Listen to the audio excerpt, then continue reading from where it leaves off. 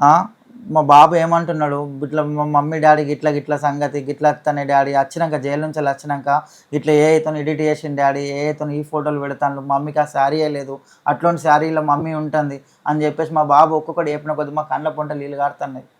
వాళ్ళు 18 రోజులు బయట రోడ్లో పొంట పట్టుకొని తిరిగిండ్రు, వాళ్ళ అమ్మమ్మ వాళ్ళ నానమ్మ ఇద్దరు కలిసి. మా సొంత 100 కుటుంబాలు ఉన్నాయి. ఇద్దరం జైలుకి అయినాం. వాళ్ళు చేసినలా చేయలేదా, మనిషికో తల ఒక 10 రూపాయలు వేసి వాళ్ళని బయటకు తీసుకొచ్చినాక వాళ్ళని ఒక కాడ కూర్చుండబెట్టి వాళ్ళతో మరి మాట్లాడదాం. మా పిల్లలు కనీసం వాళ్ళకి ఫుడ్ కూడా పెట్టలేదు.